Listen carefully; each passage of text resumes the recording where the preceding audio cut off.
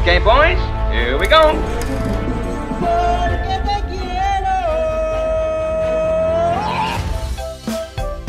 Halo Celengers, balik lagi di Celengan Film. Gimana nih kabar kalian?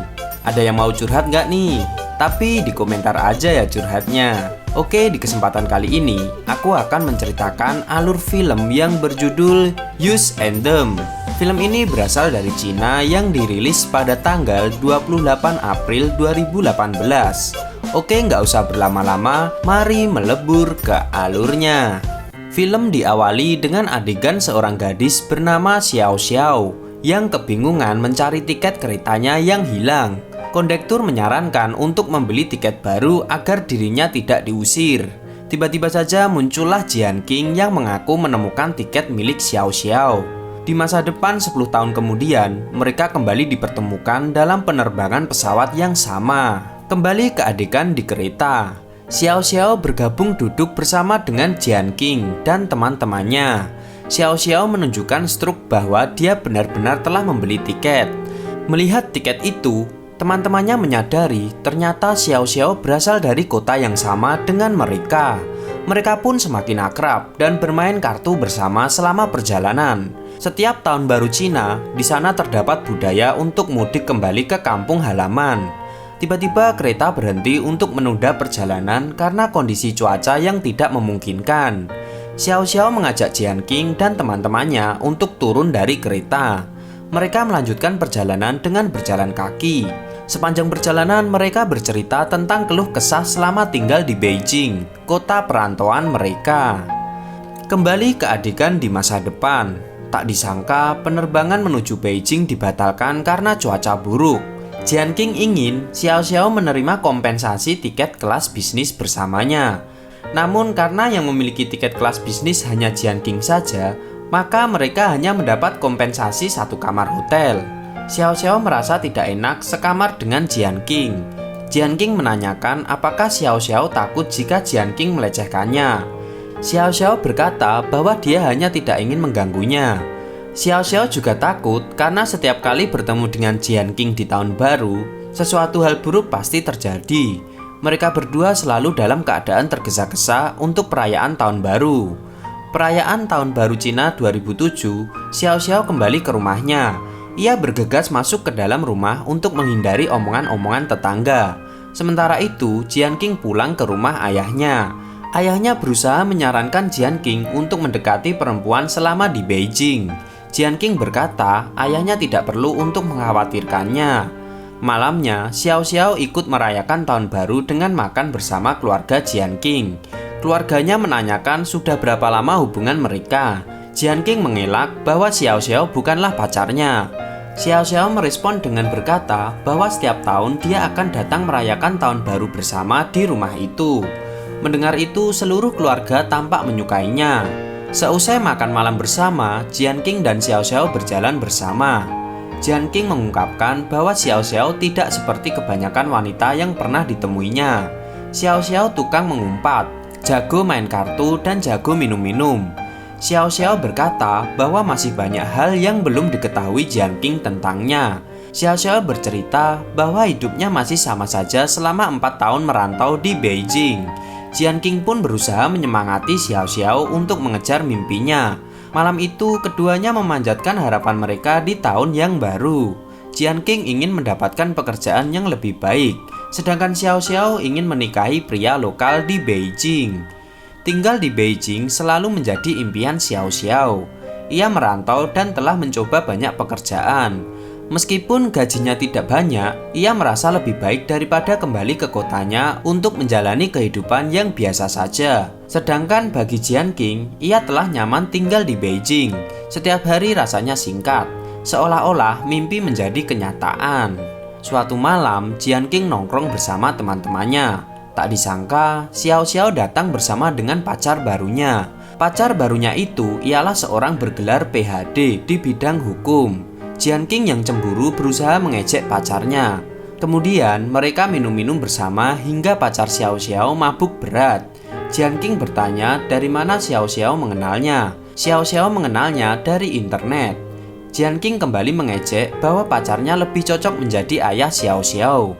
Kemudian Jian Qing yang tampak cemburu berusaha memastikan apakah pacarnya telah memperlakukan Xiao Xiao dengan baik. Di hari lain, Jian Qing bertengkar dengan bos barunya. Xiao Xiao muncul dan berusaha membujuk bosnya agar mengasihani teman-temannya. Bosnya pun luluh karena Xiao Xiao memang handal dalam mengambil hati orang. Melihat ekspresi Jian Qing, temannya mencurigai Jian Qing menyimpan perasaan kepada Xiao Xiao. Besoknya, Jian Qing menerima telepon dari Xiao Xiao. Jian Qing membantu Xiao Xiao untuk mengangkut barang-barangnya. Xiao Xiao mengungkapkan rasa kesal yang dialaminya. Ia baru saja putus dari pacarnya karena tidak mendapat restu dari ibu pacarnya. Dikarenakan Xiao Xiao tidak kuliah, tiba-tiba saja datanglah seorang perempuan seksi yang berusaha menggoda Jian Qing.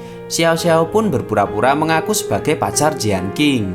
Malamnya, Xiao Xiao tidur di kasur milik Jian Qing, sedangkan Jian Qing tidur di bawah. Xiao Xiao tidak bisa tidur karena mendengar suara mantap-mantap di kamar sebelah.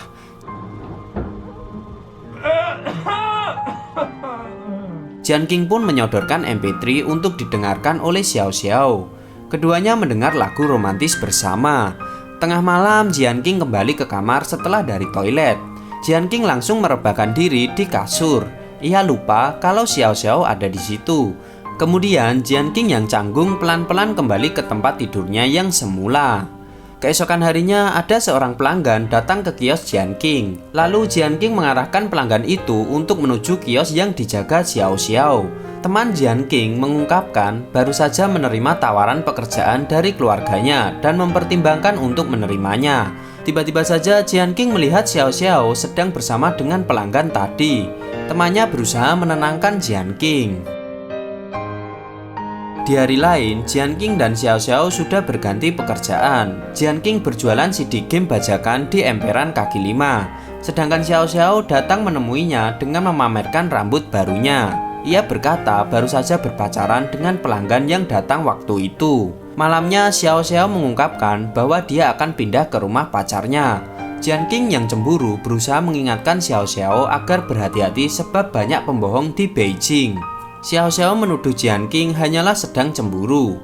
Sebelum tidur, Xiao Xiao bertanya apakah Jian Qing jatuh cinta padanya. Namun Jian Qing mengilaknya. Lalu Xiao Xiao menggoda Jian Qing dengan membuat suara gaduh seperti sedang bermantap-mantap. Jian Qing yang panik dan malu berusaha menyuruhnya diam. Hari berikutnya, Xiao Xiao menghampiri Jian Qing di lapak jualannya. Xiao Xiao memamerkan HP baru pemberian dari pacarnya. Jian Qing berkata bahwa pacarnya belum tentu baik hanya karena memberi Xiao Xiao HP. Kemudian Jian Qing menutup lapaknya untuk mengajak Xiao Xiao jalan-jalan. Sebab malam itu adalah malam tahun baru. Xiao Xiao tampak senang menyaksikan layar besar yang menampilkan wajah mereka. Namun tak disangka, di layar muncul pula pacar Xiao Xiao sedang bersama perempuan lain dan mendorong kereta bayi. Ternyata pacarnya sudah berkeluarga. Xiao Xiao tampak sedih. Lalu Jian Qing berusaha menghiburnya. Mereka pun pulang ke kos Jian Qing. Malam itu Jian Qing dan Xiao Xiao menghabiskan malam tahun baru dengan bercanda dan menggila bersama. Xiao Xiao mengutuk tahun 2007. Sementara itu Jian Qing berkata bahwa jika dua orang yang sengsara hidup bersama, maka keduanya akan bahagia. Jian Qing meyakinkan Xiao Xiao bahwa mereka berdua pasti akan segera sukses. Keduanya menyambut malam pergantian tahun dengan berpelukan erat. Setelah itu mereka berciuman lalu bermantap-mantap. Keesokan harinya di awal 2008, Jian Qing pergi sebentar dan kembali ke kamarnya. Namun Xiao Xiao pergi menghilang. Jian Qing berusaha untuk menghubunginya, tetapi tidak segera mendapat jawaban. Hingga malam hari, Xiao Xiao pun mengangkat teleponnya. Jian Qing memarahinya dan berkata kenapa Xiao Xiao pergi begitu saja tanpa berpamitan. Apakah Xiao Xiao tidak memiliki rasa hormat kepadanya? Di akhir telepon, Xiao Xiao menanyakan apakah mereka berdua tetap bisa berteman. Di masa depan, Xiao Xiao tertawa menceritakan pertengkaran di telepon saat malam itu. Jian Qing berkata bahwa ia pikir jika ia bermantap-mantap dengan Xiao Xiao, maka mereka akan bersama selamanya. Namun pada akhirnya Jian Qing menyesalinya. Setelah bercanda dan tertawa bersama, Jian Qing saling tatap dengan Xiao Xiao. Tampak kesedihan di raut wajah mereka berdua. Adegan kembali ke masa lalu. Xiao Xiao tampak bersemangat berlari menghampiri kos Jian King. Akan tetapi Xiao Xiao tidak menemukannya. Tetangga Jian King berkata bahwa Jian King saat ini sedang dipenjara. Xiao Xiao segera pergi ke penjara, tapi selama masa penahanan tidak diperbolehkan ada kunjungan. Pada perayaan tahun baru berikutnya, Xiao Xiao datang ke rumah ayah Jian King. Xiao Xiao berbohong terkait kondisi hubungan mereka. Ia mengaku sudah 4 bulan berpacaran dengan Jian King. Namun saat ini Jian King sedang sibuk bekerja di perusahaan, sehingga tidak bisa ikut pulang ke rumah. Seusai acara, ayah Jian King bertanya kepada Xiao Xiao, apakah pekerjaan video game adalah pekerjaan yang serius? Ayahnya juga bertanya apakah keadaan Jian King baik-baik saja. Xiao Xiao pun kembali berbohong dan berkata bahwa Jian King dalam keadaan baik. Xiao Xiao pun segera berpamitan pergi. Tiba suatu hari, Jian King bebas dari masa tahanannya. Awalnya Jian King tampak acuh kepada Xiao Xiao. Xiao Xiao menceritakan bahwa ia pergi ke rumah ayah Jian King, lalu mengaku berpacaran dengannya. Saat sedang berjalan, Xiao Xiao mencium Jian King dan mengungkapkan perasaannya. Sejak saat itu, keduanya menghabiskan waktu bersama sebagai sepasang kekasih. Suatu malam, Jian King menjelaskan tentang rancangan desain gamenya kepada Xiao Xiao. Dalam game, tokoh utama bernama Ian dan tokoh perempuan bernama Kelly. Xiao Xiao menanyakan bagaimana jika tokoh utama game tersebut tidak berhasil menemukan Kelly. Jian King menjawab, 如果伊恩再也找不到凯莉的话，那这个世界就再也不会有色彩了。 Adegan kembali ke masa depan. Saat sedang mengobrol, tiba-tiba Jian King mendapat telepon. Ternyata yang menelpon adalah anak dari Jian King. Anak tersebut menanyakan ayahnya sedang di mana dan ingin melihat keadaan sebelah kiri ayahnya. Xiao Xiao segera bersembunyi agar tidak terlihat oleh anaknya. Kemudian anak tersebut menyerahkan telepon kepada ibunya. Kembali ke masa lalu. Di pinggir jalan, Xiao Xiao mengungkapkan bahwa ia ingin mencari pekerjaan yang baru, sesuai seperti yang pernah dikatakan Jian King padanya. Xiao Xiao pandai dalam bidang penjualan. Keduanya pun memperoleh pekerjaan baru di Beijing. Suatu malam, Jian King dan Xiao Xiao menikmati waktu bersama di sofa barunya. Jian King berkata bahwa ia ingin memiliki bayi. Namun Xiao Xiao menjawab kalau dirinya masih muda dan masih ingin menikmati hidup.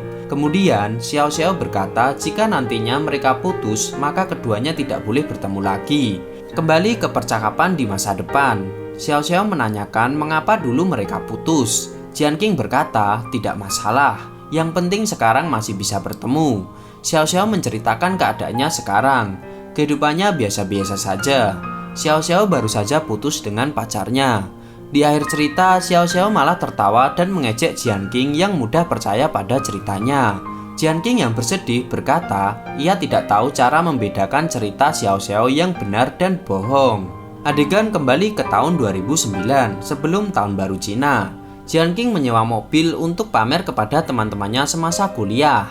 Jian King dan Xiao Xiao bekerja sama untuk berbohong kalau Jian King bekerja di perusahaan dengan gaji yang besar. Namun teman-temannya mengetahui bahwa Jian King hanyalah berpura-pura saja demi harga diri. Keesokan harinya ayahnya menghampiri Jian King lalu menasihati untuk tidak perlu berpura-pura karena itu melelahkan. Jian King yang masih mabuk merasa dirinya salah telah kembali ke kampung halamannya. Di perjalanan, Xiao Xiao berkata bahwa menjadi kaya, menikah, dan memiliki rumah bukanlah hal yang diinginkan Jian King. Jian King bertanya, apakah hal itu bukan keinginan Xiao Xiao? Hal itu bukanlah hal yang penting baginya. Mendengar itu, Jian King marah dan menganggap Xiao Xiao berpikir bahwa dirinya tidak akan berhasil. Keduanya pun bertengkar. Jian King tampak sedih telah membuat Xiao Xiao menangis. Pertengkaran di tahun baru merubah tahun itu menjadi tahun yang berat. Jian King bermasalah dengan pelanggan di perusahaannya. Ia pun segera dikeluarkan dari pekerjaannya. Jian King tampak frustasi dengan keadaan, hingga membuatnya mudah marah. Jian King berkelahi dengan orang di tempat makan. Xiao Xiao menamparnya agar Jian King sadar akan yang sedang dilakukannya. Suatu malam, Jian King menerima telepon dari pemilik kos. Jian King diminta mengemasi barang-barangnya untuk segera pindah tempat tinggal. Keesokan harinya, Jian King dan Xiao Xiao membawa semua barang untuk pindah, kecuali sofa favorit Xiao Xiao. Menjelang tahun baru Cina 2010, Jian Qing ditelepon oleh ayahnya. Jian Qing tidak pulang dan meminta ayahnya tidak perlu mengkhawatirkannya. Ayahnya tampak sedih karena malam tahun baru terasa sepi. Tahun pun berganti begitu saja. Hubungan Jian Qing dan Xiao Xiao memburuk. Malam itu sebelum pergi, Xiao Xiao berpesan. 分手以后，我们就不要再见面了。 Xiao Xiao berpamitan. Namun Jian Qing bersikap seperti tidak memperdulikannya. Menyadari Xiao Xiao benar-benar pergi, Jian Qing bergegas mengejarnya. Ia berhasil menemukan Xiao Xiao di stasiun. Namun keduanya tidak berbicara sepatah kata pun hingga kereta berangkat. Adegan di masa depan, Xiao Xiao berkata, bila saja waktu itu Jian Qing masuk ke kereta, maka Xiao Xiao pasti akan tetap bersamanya selamanya. Keduanya terus berandai-andai tentang masa lalu. Kemudian Jian Qing membawa Xiao Xiao untuk ke hotel, tetapi Xiao Xiao menolak kembali ke kamar. Jian Qing pun mengajak Xiao Xiao untuk menyewa mobil ke Beijing. Di dalam mobil, Xiao Xiao mengungkapkan kesedihannya harus dipertemukan lagi dengan Jian Qing. Jian Qing berkata, jika bukan karena Xiao Xiao, dia tidak akan bertahan lama tinggal di Beijing. Xiao Xiao pun mengungkap alasannya bertahan di Beijing agar dia lebih mudah melihat masa depannya. Begitu juga dengan Jian Qing yang telah berhasil melihat masa depan hingga memiliki istri dan anak. Xiao Xiao berkata bahwa ia merindukan Jian Qing. I miss you. 我也想你。 Jian Qing bertanya apakah Xiao Xiao mencintainya. Xiao Xiao menjawab bahwa ia selalu mencintai Jian Qing. Sambil menangis, Jian Qing memeluknya. Kembali ke masa lalu, setelah kepergian Xiao Xiao, Jian Qing melanjutkan kehidupannya. Ia menyelesaikan rancangan game yang telah dibuatnya. Tak disangka, banyak orang mulai memainkan game buatannya. Xiao Xiao melihat Jian Qing muncul di televisi. Cerita di gamenya terinspirasi dari seorang yang selalu percaya pada Jian Qing tentang masa depan. Jian Qing terus mengirim pesan kepada Xiao Xiao. Ia meminta bantuan Xiao Xiao karena ia tidak tahu cara bilang ke ayahnya kalau keduanya telah putus. Xiao Xiao pun ikut Jian Qing ke rumah ayahnya.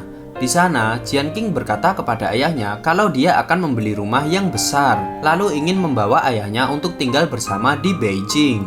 Ayah Jian Qing tidak mau. Ayahnya berkata Jian Qing tidak perlu untuk mengkhawatirkannya. Jian Qing kembali menjelaskan bahwa kehidupan akan lebih baik jika tinggal di Beijing. Lalu ayahnya menjawab, kehidupan yang lebih baik itu untuk Jian Qing, bukan untuknya.